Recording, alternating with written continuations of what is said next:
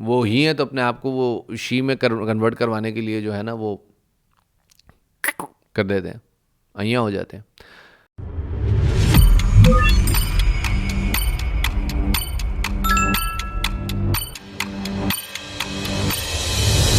अस्सलाम वालेकुम। एक सवाल आप लोग बहुत ज़्यादा पूछ रहे हैं, बार बार ईमेल में आ रहा है, और मेरे ख्याल में अब वो इसके उसके इतने सारे एस्पेक्ट्स हो गए हैं कि वो किसी एक ईमेल पे जवाब दे के मेरे ख्याल में पूरा नहीं होगा। और वो एक ही टॉपिक है जिसका नाम है फिल्म जॉयलैंड। सब लोग पूछ रहे हैं आपने देखी है? अगर आपने देखी है तो आपके इस हवाले से क्या तासुरात हैं? एक, दूसरों को ये कि हम ऐसी फ़िल्में क्यों बना रहे हैं, क्या हमारे मौज़ूआत ख़त्म हो गए हैं? दो, तीसरा जो सवाल बहुत ज़्यादा आ रहा है कि हम अपने बच्चों को क्या सिखा रहे हैं, अगर हमने वेस्ट के पैसों पे अपनी औलाद को ख़राब करना है तो लानत ऐसी कमाई पे, वगैरह वगैरह वगैरह, ये बहुत सारी बातें। अच्छा, मेरा फिल्म जॉयलैंड के हवाले से बड़ा ज़बरदस्त ओपिनियन है। पहली बात है कि मैंने फ़िल्म देखी नहीं है, देखी तो मैंने मौला जट भी नहीं है, लेकिन चलो जॉयलैंड मैंने नहीं देखी भी। लेकिन मुझे आप लोगों के जो बिहेवियर है उसके ऊपर बहुत ज़्यादा हैरत है। पेशतर इसके कि आप लोगों के बिहेवियर के ऊपर हम थोड़ा सा तफसीली रोशनी डालें और फिल्म जॉयलैंड के ऊपर क्या कुछ हो रहा है उसके ऊपर बात करें। पहले ज़रा देख लेते हैं कि ये फिल्म जॉयलैंड है क्या। जो अभी तक, जहाँ तक मेरी मालूमात है और अभी तक जो मैंने लोगों से बात की है, कि मुझे पता चला है कि ये 1 पौने 2 घंटे की एक फ़िल्म है। अच्छा जी, फिर एक और वो आ रहा है कि जी ये फ़िल्म को क्यों क्लियरेंस मिल गई, क्योंकि ये तो हमारी मजहबी अक़दार के ख़िलाफ़ है। तो मेरा जवाब इस पर यह है कि बाकी भी बहुत सारी फ़िल्मों को क्लियरेंस मिली हुई है, और वो मैं पक्का आपको बता सकता हूँ कि हमारी मजहबी इक़दार के बिल्कुल शान शान नहीं है। लेकिन उस पर आप लोगों का ये रिएक्शन नहीं था। तो ये आप लोगों का सिलेक्टिव हेट्रेड क्यों है किसी एक फ़िल्म के ख़िलाफ़? ये तो इसका मतलब है आप, वो फ़िल्म साजिश नहीं है, आप किसी साजिश का हिस्सा बनने जा रहे हैं। फिर आप लोगों के बहुत सारे और भी ईमेल्स आए हैं वगैरह वगैरह, मैं उनकी डिटेल्स भी नहीं जानना चाहता। मैं अपने आपको परसेप्शन बताता हूँ, मेरी परसेप्शन क्या है। जॉयलैंड एक कहानी है, कोई भी फिल्म, फिर कोई भी फिल्म हो वो एक कहानी है। मैं 3 चीज़ें हों तो मैं उस फिल्म को या उस कहानी को बर्दाश्त नहीं कर सकता। नंबर 1, उसके अंदर कोई हिस्टोरिकल फैक्ट डिस्टॉर्ट किया हुआ हो, कोई हिस्टोरिकल फैक्ट, कोई रिलीजियस फैक्ट डिस्टॉर्ट किया हुआ हो, उसको किसी दूसरी तरह से पेश किया हुआ हो, मैं उसके सपोर्ट में नहीं हूँ। हिस्टोरिकल फैक्ट्स, अच्छा फैक्ट्स रिलेटिव भी होते हैं ना। मिसाल के तौर पे ये कार्ड जो है ये वाइट है, राइट, ये कार्ड वाइट है, आपके लिए वाइट है, हो सकता है कोई ऐसा बंदा हो जिसकी आंखों में कोई ऐसा कोई अजीब सा मोतिया उतरा हो, उसके लिए कार्ड ब्लैक हो या ग्रे हो, वो कहे कि जी ग्रे है। हाँ, उसके पर्सपेक्टिव से फिल्म बना के फिर हम ये कह सकते हैं कि जी जो कार्ड वाइट है वो असल में उस बंदे को ग्रे नज़र आ रहा होता है, तो आप उस बंदे की बात सुने। ये हम एक मैसेज ऐसे स्लिप इनटू कॉन्वर्सेशन कर सकते हैं, स्लिप इन द स्टोरी कर सकते हैं। बट इससे ये मतलब नहीं है कि जो वाइट, इस कार्ड को वाइट मानने वाले हैं वो लोग जो है ना कहें कि हमारे बिलीव्स हर्ट हो गए हैं। दूसरी बात ये डिस्टॉर्शन ऑफ अ पर्सनैलिटी, कि अगर कोई पर्सनैलिटी, कोई शख्सियत है, मिसाल अगर हम मानते हैं कि भाई जो शेर शाह सूरी है वो बहुत ज़बरदस्त एडमिनिस्ट्रेटर था, उसने हिंदुस्तान में बहुत ज़्यादा जो है ना काम किया, लेकिन कोई दूसरा आगे कहता है कि नहीं शेर शाह सूरी तो जो है वो कोई काम नहीं करता था, काम तो कोई दूसरा था, कट्ठू महाराज थे वो करते थे। तो ये एक again distortion of a personality होगी, आपने पर्सनैलिटी को डेलिबरेटली लेट डाउन किया। उसकी एक मिसाल मेरे नज़दीक है पद्मावत की फिल्म, कि एक पहली बात तो है कि एक फिक्शनल कैरेक्टर, लेकिन उसमें खिलजी का कैरेक्टर उन्होंने बहुत ज़्यादा एग्जैजरेट किया, तो मेरे ख्याल में वो मुनासिब नहीं है। लिहाजा उसके ऊपर आपका आउटरेज, आपका एक आस्पेक्ट जो भी है वो मुनासिब है, लेकिन अगेन उस पर फिल्म में पाबंदी लगाने के मैं हक में फिर भी नहीं हूँ। तीसरी चीज़ है कि distortion of a historical event.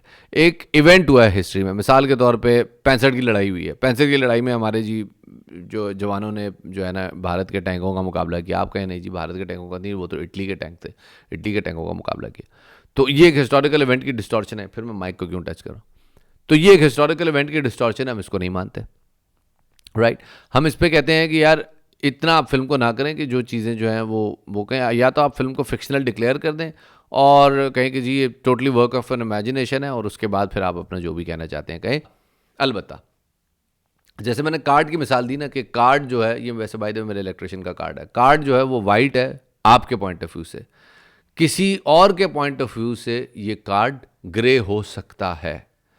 तो अगर कार्ड को ग्रे कहने की बात होती है तो आपको उस पर बट हर्ट नहीं हो जाना चाहिए, ठीक है। आपको उस पर कहना चाहिए कि आओ चलो ठीक है बात सुनते हैं, वो अपना पॉइंट करें, हम अपना पॉइंट करें। हो सकता है शायद हमारी आंखों में सबकी नुक्स हो और ये कार्ड वाकई ग्रे हो। अगर कोई फिल्म एक डिबेट ट्रिगर करती है तो मुझे उसमें भी कोई बुराई नहीं नजर आती, और ना उसमें कोई बुराई है बाय द वे किसी भी हवाले से। कोई बुराई नहीं है इसमें कि अगर एक फिल्म से एक डिबेट ट्रिगर हो रही है, अब वो डिस्कोर्स जो है वही डिसाइड करेगा, यानी वो आपकी एक सिम तय करता है कि यार हम लोग पढ़े लिखे बनना चाह रहे हैं। अगर आप अपनी बातों में साइंटिफिक एविडेंस को और साइंटिफिक अप्रोच को लेके आते हैं तो ठीक है, अगर आप अपनी बातों में जज्बातियत जुनूनियत को लेके आते हैं तो मुआशरा फिर कल को या आपकी औलाद या आपके बच्चे, आपके स्टूडेंट्स, क्योंकि आप किसी ना किसी हद तक तो इन्फ्लुएंसर होंगे ना, वो जो आपके इन्फ्लुएंस में लोग होंगे वो भी आपकी तरह बन जाएंगे, या जो साइंटिफिक अप्रोच के लोग होंगे उनकी अप्रोच अगर साइंटिफिक होगी वो उसी तरह बन जाएंगे। अलबत्ता मेरी अप्रोच क्या है, मैं अपनी अप्रोच ही बता देता हूँ। तो मैं आपको सिर्फ इतना बता दूँ कि मेरे नज़दीक तो ये LGBTQI+ जो है ये हमारी डिबेट ही नहीं है, ये हमारा टॉपिक ही नहीं है, ये एक वेस्टर्न आइडिया है। क्योंकि वहाँ पे जेंडर आइडेंटिफिकेशन एक बहुत डिटेल्ड प्रोसेस है और वो लोग इसके ऊपर अभी बहुत बात कर रहे हैं।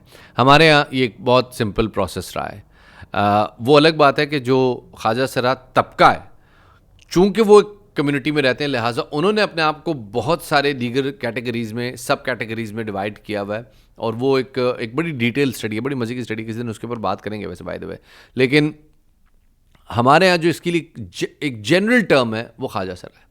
ख्वाजा सरा, अब ख्वाजा कहें, ख्वाजा तो मतलब सरदार को कहते हैं, सरा महल को कहते हैं, ख्वाजा सरा का क्या मतलब ये है कि वो पर्सनैलिटी जो कि महल के दोनों हिस्सों में, जनाना में मर्दाना में इजीली जा सके, ना मर्दाना को उससे प्रॉब्लम ना जनाना को उससे प्रॉब्लम, ठीक है, वो ख्वाजा सरा कहलाते हैं। ये दो टाइप के लोग होते थे, एक तो वो लोग जो बाय बर्थ होते थे यानी जेंडरलेस होते थे, दूसरे वो जिनसे बदला लिया जाता था। इसमें एक बादशाह का किस्सा भी है जिसने रोहेलों के ऊपर लड़ाई की और रोहेलों को बाद में जो है वो शिकस्त दे दी, तो उनके एक बच्चे को उठा के ले आया, ग़ुलाम कादिर रोहेला को। और ग़ुलाम कादिर रोहेला जब तक बच्चा था उसकी परवरिश उनके महल में ही हो रही थी, वो कभी इधर जाता था उधर जाता था। जब बड़ा होने लगा तो शिकायत कर दी कि जनाब ये जो है वो तो मतलब शहज़ादियाँ बेतकल्लफ़ हो रही हैं, ख़वातीन ज़रा जो है ना इसके साथ मतलब बहुत ओवर हो रही हैं, तो आप ज़रा बच्चे का कुछ करें। तो बादशाह ने कहा मसला ही कोई नहीं, बादशाह ने उसको जो है वो नामर्द करवा दिया। फिर वो बच्चा जो है ज़ाहिर उसके साथ जुल्म हुआ तो वो भाग गया वहाँ से और वो महल से, और फिर वो गया आगे वहाँ पे अफ़गानियों के साथ मिला और वहाँ पे उनके वो लेके आया और वहाँ पे बादशाह के ऊपर हमला किया, वाट लगा दी उसकी। उसके बाद ख़ुद उसने चाकू से जो ना बादशाह की आंखें निकाली थी अपने, मतलब इतना तपा हुआ था। ज़ाहिर है अपना बनता भी था यार, बच्चे की ज़िंदगी बर्बाद कर दी, हंसता खेलता घर बर्बाद कर दिया, किससे खेलता वो। तो उसके ऊपर इकबाल ने नज़म भी लिखी है, उस नज़म का आखिरी शेर है कि मगर ये राज आखिर खुल गया सारे ज़माने पर, हमीयत नाम था जिसका गई तैमूर के घर से। तैमूर मतलब वो मुग़ल जो है वो तैमूर थे ना, हमीयत नाम था जिसका गई तैमूर के घर से। तो खैर एनीवे बात हो रही थी हाँ ख्वाजा सराओं की। तो ख्वाजा सराओं का तो जो है वो तो एक बिल्कुल ही डिफरेंट पर्सपेक्टिव होता है, वो एक बिल्कुल डिफरेंट डोमेन में काम करते हैं, एक बिल्कुल डिफरेंट इकोसिस्टम एनवायरनमेंट में काम करते हैं। जो LGBTQI+ है वो एक बिल्कुल डिफरेंट है। यहाँ पे एक चीज़ और आती है कि वहाँ पे वेस्ट का जो आइडिया है ना ट्रांस ये है कि भाई एक आदमी जो है वो ही में है, वो अपने आप को शी कह सकता है, जो शी है वो अपने आप को ही कह सकता है। अच्छा सिर्फ कहता नहीं है, बाद में वो कहता है जी मैं जेंडर डिस्फोरिया का शिकार हूँ, तो वो अपने आप को पहले केमिकली यानी या तो अपने आप को हार्मोन्स लगवा के अपने बाल वगैरह उगवा लेती हैं ख़वातीन मर्दाना दिखने के लिए, अपनी आवाज़ भारी करने के लिए, और उसके बाद फिर अपने जो है वो बॉडी में फ़िज़िकल चेंजेस सर्जिकली ले आती हैं, ठीक है, कभी वो क्या होती है मैस्टेक्टमी से और कभी किसी दूसरी सर्जरी से। तो एक बड़ा अजीबोगरीब सिस्टम है। ये बिल्कुल ऐसी है जैसे मैं आपके सामने कहूँ कि यार मैं वैसे तो बिल्कुल ठीक हूँ लेकिन मुझे अपना एक कान पसंद नहीं आ रहा है, मुझे अपना एक बाजू पसंद नहीं आ रहा, तो this is against my gender identity, against my फलाना आइडेंटिटी वट एवर। और उसके बाद मैं आपके सामने पकड़ के ये डॉक्टर से बाजू कटवा के आ जाऊँ, तो आप मुझे पहले कहेंगे ना कि बेटा आपको जो मसला था, आपके साथ बचपन में कोई हादसा हुआ होगा, कोई ट्रॉमा हुआ होगा, किसी ने कोई बदतमीज़ी की होगी, तो लेट्स एड्रेस दैट, ठीक है। कोई ट्रॉमा है जिसकी वजह से आपको ये स्ट्रेस है कि आप ये कह रहे हैं कि जी ये बाजुकत को बायोलॉजिकल चेंज आ रही होती है, तो सेम गोस फॉर मेन, वो ही हैं तो अपने आप को वो शी में कन्वर्ट करवाने के लिए जो है ना वो कर देते हैं, अइयाँ हो जाते हैं। अब खैर मेरा इस पर पॉइंट ये है कि ये प्रोसेस मुझे समझ में नहीं आता। अगर कोई आदमी आज भी मुझे आके कन्विंस करे और मुझे ज़रा बताए, क्योंकि मैं इस पर जितनी भी स्टडी कर रहा हूँ वो स्टडी बहुत मुझे पता नहीं क्यों सुपरफिशियल लग रही है। भरम नहीं झाड़ रहा, बता रहा हूँ कि वाकई मुझे किसी ने जो है ना मैं इम्प्रेस नहीं किया। लोग बड़ी सुपरफिशियल सी और बड़ी सतही सी बातें करके डाइवर्ट करके निकल जाते हैं, और same goes for the rightest people address. मुझे ये सारी बहसें एक्सट्रीमिज़म लगती हैं, यानी वो लोग जो बग़ैर फिल्म देखे चिल्ला रहे हैं कि ये हमारे साथ साजिश हो गई, वो राइटेस्ट एक्सट्रीमिस्ट हैं।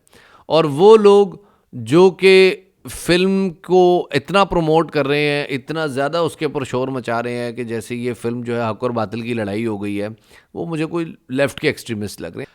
सिर्फ इस मामले पे शतरमुर्ख की तरह आंखें बंद करके बैठ जाना इज़ नॉट मसले का हल. You need to get into the debate because west इस तरफ जा रहा है, दुनिया इस तरफ जा रही है. आपने दुनिया के साथ चलना है तो चले, नहीं चलना है तो पीछे रह जाएंगे.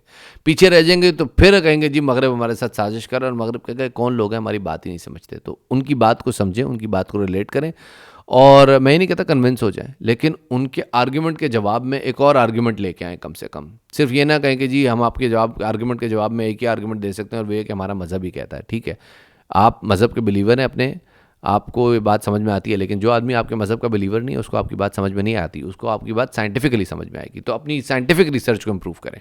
आपको पसंद नहीं आ रही टिकट मत खरीदें, मत खरीदें, फिल्म फ्लॉप हो जाएगी, कोई नहीं देखेगा. लेकिन ये जो आया ना कि जॉयलैंड आ गई, हाय चूड़ियाँ तोड़ो चूड़ी, ये गलत, ये नहीं करना. और अब आते हैं आखिरी बात की तरफ. बहस नहीं, मुकालमा करें. किसी की बात सुनने से, समझने से, उसको अपनी बात बताने से, या उसकी बात या उसकी कहानी सुनने से अगर आपका अकीदा, आपकी रवायात या आपकी सोच मुतासिर हो जाती है तो कसूर आपकी जहनी पुख्तगी का है. अपने आप को जहनी तौर पे पुख्ता करें. और अगर बात ही नहीं करनी और सारा खेल बगैर बात के निपटा देना है तो फिर तो खुदा से गिला बनता है ना कि उसने ज़बान देखी क्यों पैदा किया.